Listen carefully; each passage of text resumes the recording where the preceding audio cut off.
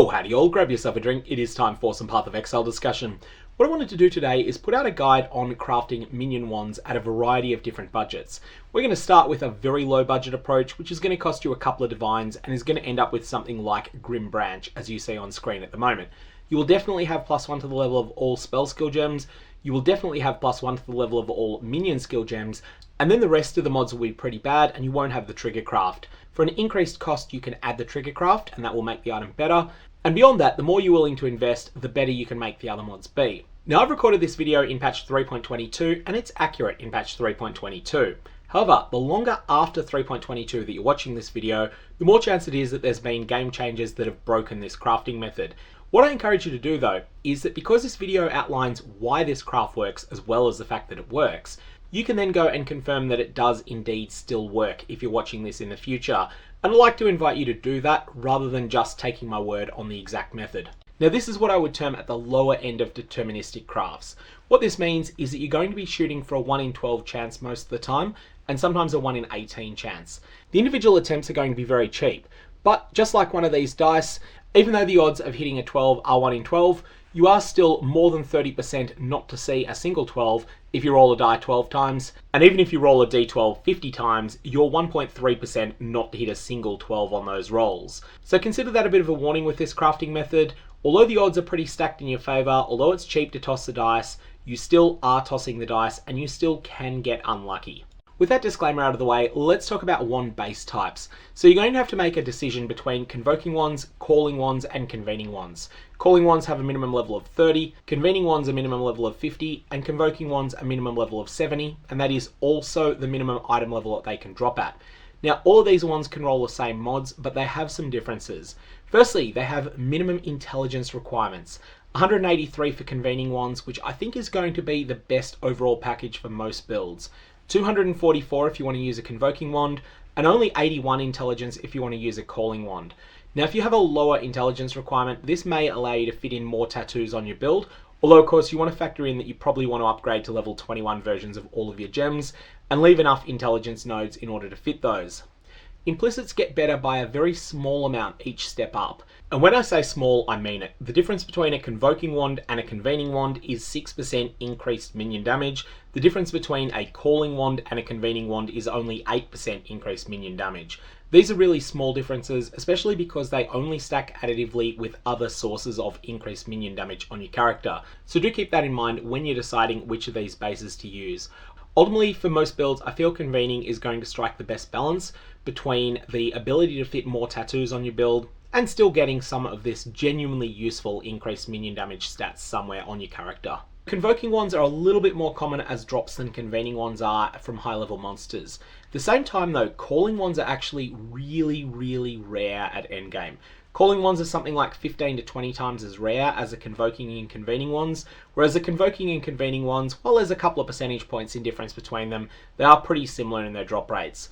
There is no unambiguous best choice here. If in doubt, go with the minimum level 50 convening wand. Now, everything in this video is going to be revolving around fossil crafting. Most fossils make at least one category of item mod more common than it would otherwise be. And when they say more common, this means 6 to 10 times the usual weighting. And they also entirely ban another category. The single most important thing to know about fossil crafting though, is that when you have both a more and a no modifier, the no modifier wins out. So for instance, if you have a dense fossil which says more defense modifiers, and you also have a pristine fossil which says no defense modifiers, then the no defense modifiers part wins out. That means you will get absolutely none, and the dense fossils multiplier ends up being reduced to 0. Ultimately, this is a multiplicative process, not an additive one. Now, one thing you're going to want to keep in mind is that rolling one modifier on an item will often lock out a bunch of other modifiers as well. For example, if the first mod that rolls on a chess piece is tier 3 life, and then you would apply a regal orb to that item and it decides it's going to give you a prefix, well, the tier 1 life roll is actually banned. And that's because tier 1 life and tier 3 life share what's called a mod group. Information on Modgroups is not available inside the game client, but it has all been data mined and it is all on the website POE. Most Modgroups are obvious, but a few of them are not obvious. The two that are going to matter in this video though, there is minion damage percent and spell damage percent. These are both mods that can roll on convoking, convening, and calling wands, and these all share a mod group. Additionally, +1 to the level of Chaos skill gems and +1 to the level of Minion skill gems also share a mod group. However, +1 to the level of all skill gems does not share a mod group with that. Keep this information in mind, it's going to be important later when we talk about why this system works. What we're going to undertake here is a process of elimination. This crafting method is going to use a process that has applications in other crafts that you might consider doing in Path of Exile. We're going to be using fossils, but we're not using fossils that increase the odds of rolling the mods we want. Instead, we're going to ban every single mod we don't want that could conflict with the mods we do want. Our goal is going to be to ban almost all modifiers from rolling, and then rely upon a quirk of POE item generation.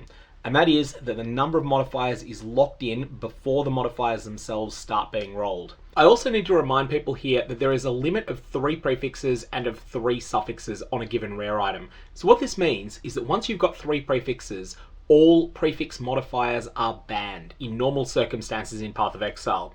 There's a couple of corner case exemptions to this rule, such as using the cogwork ring, but those aren't really important for the purposes of this video. So when RNG locks in a high number, i.e. we get the maximum 6 mods on an item, we guarantee that we're going to get all the ultra rare mods that we want. For example, we don't want ailment modifiers at all, but we're going to use corroded fossils, not because of that first line of text that reads more physical ailment or chaos ailment modifiers. No, we're interested in that second line, no elemental modifiers. This is a massive banhammer sweep that is going to wipe out all of those fire damage to attacks, lightning damage to attacks, cold damage to attacks. All of these mods are going to be wiped out for the purposes of rolling our Convoking wand, and that's what we want, because we're going to try and ban everything so that the mods we want win by default. So how does the game decide whether to give you 4, 5 or 6 mods on a rare item, or maybe even less than that? Well, around the time of Delve League, streamer Iron vs Wild did a bunch of testing on this, and he discovered that the game's first step in generating rare items is picking whether it's going to give you 4, 5 or 6 mods at random. And there is a very heavy bias to this roll. Interestingly, if you just slap something with an ID scroll, 5 mod items tend to be the best of these to pick up. But it's actually not the rarest. The rarest is 6 mod items. 2/3 of the time, so 8 times in 12, you'll get 4 mods on a rare item. 1/4 of the time, which is 3 times in 12, you'll get 5. And 1 time in 12, you'll get 6. Now there is no similar bias towards prefixes and suffixes. It's just the case that the game picks 4, 5 or 6 first, and then after that it allocates suffixes and prefixes just according to how relatively rare each of them is. But the key thing is that if you do roll 6, it's going to give you 3 prefixes and 3 suffixes eventually. And that's important because we're going to be exploiting that later. So if only 3 prefixes are legal on an item, it does not matter how rare they are. Even if each of them was Meritor Rarity, if you win the 1 in 12 roll to get a 6 mod rare item, then you are guaranteed to get 3 of them. Absolutely guaranteed. And we're going to be exploiting this. So here's our first magic combination. Corroded Fossil, which bans elemental modifiers, Shuddering Fossil, which bans mana modifiers, and a Metallic Fossil, which bans physical modifiers. Collectively, these fossils ban elemental, physical, and mana modifiers. So what remains in the way of wand prefixes after you ban these mods? Well, there are 6 types of prefixes. The first one is percentage increases to minion damage. The second, percentage increases to spell damage. The third is flat chaos damage to attacks, which is a single mod, and this is minimum level 83 to roll, and it is called malicious. The fourth is +1 to the level of all skill gem levels, the fifth is +1 to the level of all chaos gem levels, and the sixth is +1 to the level of all minion skill gem levels. So remember what we were talking about with mod groups. Well, minion damage percent and spell damage percent share a mod group. If you roll one of these, the other type is banned. Chaos gem levels and minion gem levels, they also share a mod group. So if you roll one of them, the other one is banned.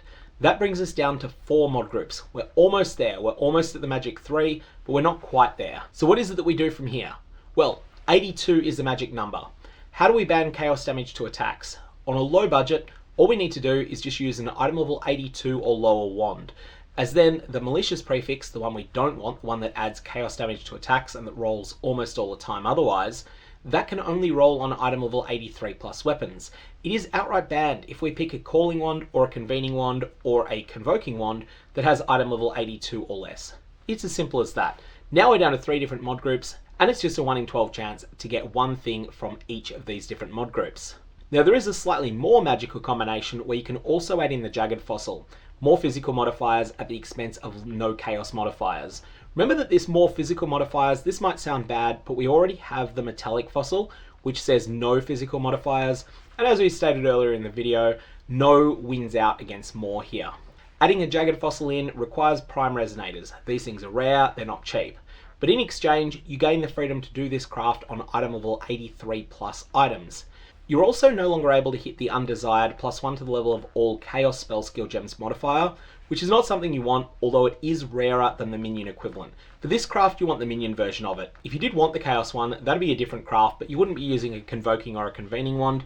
You'd instead be using a typical Spellcaster wand, and I'll let you work out how you would adapt this method in order to make yourself a Soul Rend wand, because it's something you'll learn a lot from that will stand you in good stead for further Path of Exile crafting. Okay, so let's put all of this together. What's the low budget option? On a Convoking, Calling, or Convening wand that has item level at least 55 and at most 82, this fossil combination, Corroded, Shuddering, and Metallic, is 5.56%, or 1 in 18, to hit +1 to the level of all gems at the same time as it also hits +1 to the level of all Minion gems. You might also fail with Style. This is a little bit rarer, but it is a possibility. You can hit +1 to the level of all skill gems, and also +1 to the level of Chaos skill gems. Now this is a 1 in 36 chance, so 2.78%.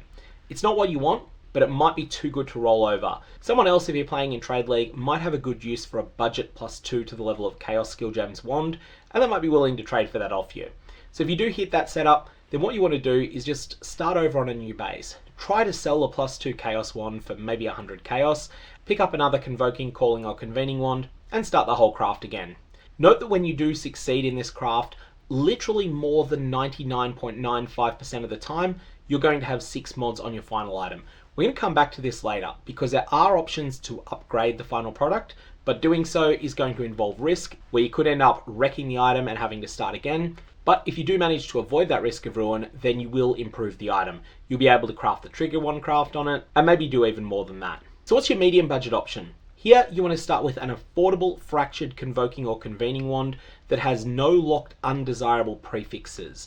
What you want to have here is something that's got a reasonably useful but not absolutely ideal fractured mod on it. You no longer require this to be item level 82 or lower. You can go higher here. And because most fractured items in the game are item level 85, this is going to make things easier. Now when you do this, you are 8.33% to hit a 6 mod wand that has the 2 desired mods, and you are almost exactly 1 in 10,000 to hit a 4 or 5 mod wand with them. That should give you a sense as to just how overwhelming the advantage is when you do win that 1 in 12 roll to get 6 mods on the item. You have almost no chance of getting your +2 wand otherwise, but when you do win that roll, you're forcing it because of this strategy. What's the high budget version? Well, it's the same as the medium budget version, except you start with a very carefully chosen fractured wand. And here, you spend a lot on that fractured wand. So none of this affordable fracture rubbish anymore. Instead, you're going to be starting with a fractured wand that reads Minions are aggressive, which is something that drops from the Delve Mines. It'll cost you tens of Divine Orbs to get, maybe around the 40, maybe around the 50, maybe around the 60 range, depending on the time of the day. Or the other option is that you can start with a fractured prefix that is in the same mod group as spell damage percent and minion damage percent, and this is called Syndicalotl. It comes from Incursion, and it is a hybrid mod that has minion damage percent and also has 5% chance for your minions to deal double damage. And just to clarify where these Syndicalotl mods come from, they are deliberately fractured onto an item through the use of a fracturing orb. So this means that on average you're going to be paying 4 fracturing orbs in order to get this mod as a fractured mod. As well as that, you're going to need to supply an average of 4 of this particular mod, which drops from Incursion, mostly from the Incursion Omnitect, but also from a number of other sources in the game. These are the 2 options for fractured bases you might want to start with. In either of these situations, you're going to be spending tens of Divine Orbs on getting your fractured base. Once you've got that, it's a mere rounding error in price, 4 or 5 Divines, to perform the medium budget version of this craft, and to get yourself a 6 mod rare wand. Now that you've done this, you're going to have some undesired mods on your wand. So, you might be content to use the wand as it is. It might just be a big upgrade that you're really happy with. There are no deterministic steps to improve the wand from where you are now. All further steps are going to involve RNG, they're going to involve a risk of ruin. and I'll provide some estimates on what that risk of ruin actually is so that you can make an informed decision as to whether it's worth throwing an annulment orb at the item or whether it's worth just using it as it is. Suffixes that are applied by this method tend to be very heavily biased towards projectile speed mods, which most minion builds don't want at all. In fact, they just see them as a complete waste of space. We're going to break it down into 3 cases here. The first one is that you got lucky. Your third prefix on your item is a high tier of minion damage, and you got this just through RNG.